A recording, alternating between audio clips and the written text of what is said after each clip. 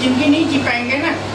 थोड़ा देर अनुभव कीजिए लाइफ में आपके साथ अच्छे या बुरे जो भी अनुभव जो हुआ है, थोड़ा देर उसको एक्सपीरियंस कीजिए, उसके बाद फिर आगे बढ़ते जाना है। किसी घटना में अटकिए नहीं तो जिंदगी जी नहीं पाइएगा। जिंदगी आगे बढ़ने का नाम है। जरबहती go ahead go ahead. Next जी जी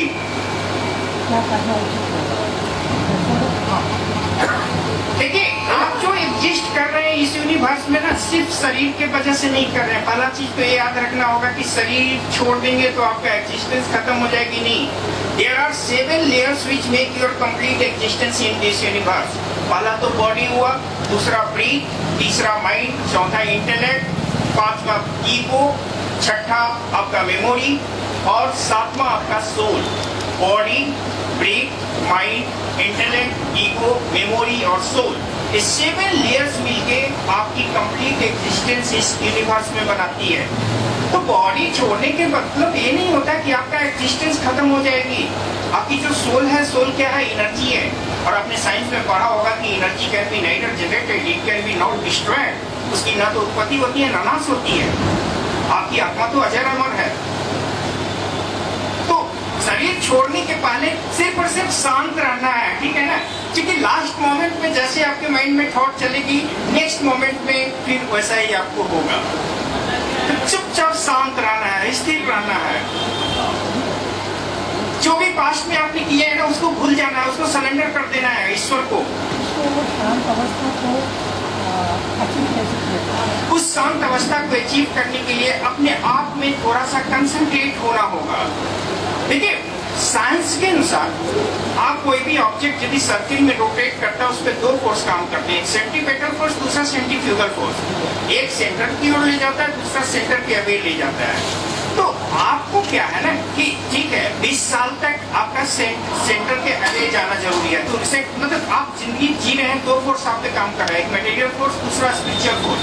सेम वही साइंस में जैसे centripetal force, centrifugal force circle में लग रहा है, आप भी जिंदगी जी रहे हैं, 2 फोर्स काम कर रहा है, एक मटेरियल फोर्स, दूसरा स्पिरिचुअल फोर्स।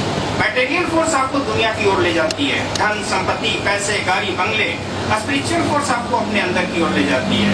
अगर दोनों फोर्स इक्वल रहेगा तब तो चेहरे पे रौनकता, आंखों में तेज रहेगा। अगर मान लीजिए मटेरियल फोर्स स्ट्रांग हो गया तो फिर जेल में या हॉस्पिटल के बेड में तीसरा कोई जगह नहीं बचेगी आपका। अगर स्पिरिचुअल फोर्स भी स्ट्रांग हो गया तो घर द्वार छोड़ के हिमालय पर चले जाएंगे। लेकिन दोनों फोर्स जब इक्वल रहेगा तो फिर चेहरे पे शांति रहेगा। तो दोनों को इक्वल रखने का कोशिश कीजिए।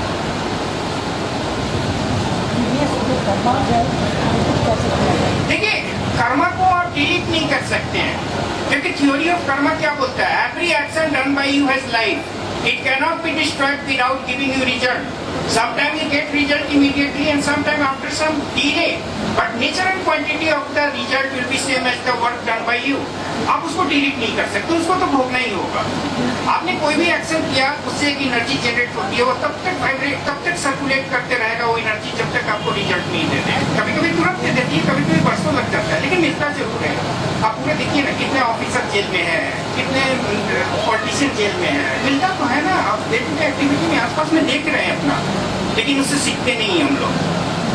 तो कर्मा जो किए हैं उसका फल तो मिलना ही है, उसको डिलीट नहीं कर सकते। हाँ, उसको प्रभाव को कम कर सकते हैं।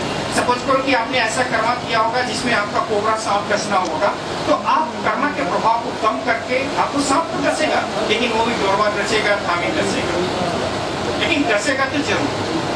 उसके प्रभाव को कम कर सकते हैं। 4 टूल्स है आपके पास, अवेयरनेस, कॉन्शसनेस, नॉलेज और मेडिटेशन। ये 4 टूल्स है जिसके द्वारा आपने कोई गलत काम किया है तो उसके प्रभाव को कम कर सकते हैं, बिल्कुल न्यूट्रलाइज नहीं कर सकते। नेक्स्ट,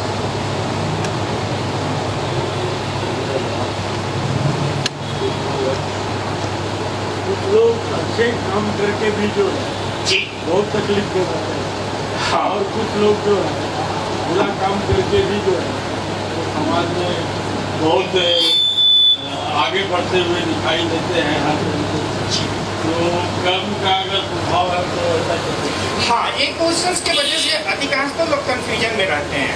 जैसे आपकी अभी जो फाइनेंशियल स्टेटस है, तो अभी का फाइनेंशियल स्टेटस आपकी अभी के इनकम के आधार पे ही सिर्फ नहीं है, आपके पूर्वज ने जो कमा के रख छोड़ा है, मकान बना दिया, उससे जो रेंट आती है, घर में खेती बाड़ी है, उससे जो आती है पैसा आती है, प्लस आपकी जो इनकम है वो सारा खर्च नहीं करते, कुछ हिस्सा उसका, कुछ हिस्सा आपने LIC में या फिर और भी जमा करते होंगे फ्यूचर के लिए। तो परजेंट का जैसे फाइनेंशियल स्टेटस में परजेंट का आपका इनकम का कुछ हिस्सा प्लस पास्ट की जो कर्मा है उसके कुछ हिस्सा दोनों मिलकर आपका डिसाइड करते हैं, उसी तरह से आपकी ओवरऑल स्टेटस परजेंट का पास्ट का कर्मा का कुछ हिस्सा जो आपका स्टोर्ड कर्मा जिसको बोलते हैं, संचित कर्मा बोलते हैं वो, प्लस परजेंट कर्मा का कुछ हिस्सा, सारा कर्म नहीं, सारा कुछ जमा होते रहता है फ्यूचर के लिए, दोनों मिलकर डिसाइड करते हैं। तो मान लीजिए कुछ को देखते होंगे कि वो सब गलत कर रहा है, तो भ्रष्टाचारी है, फिर भी उसके सारा चीज ठीक है, बाल बच्चे पर लोग आगे बढ़ गए, घर बंगला सब चीजें सुख है, तो आप उसके पास्ट को नहीं देखें, पास्ट में वो बहुत अच्छा काम किया होगा उसने तभी, लेकिन मिलता जरूर है।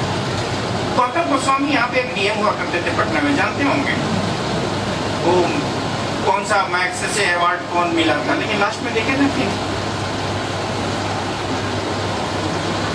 मिलता है, इसमें तो कोई डाउट नहीं। नेक्स्ट कोई थ्योरी टाइम जाओगे सर,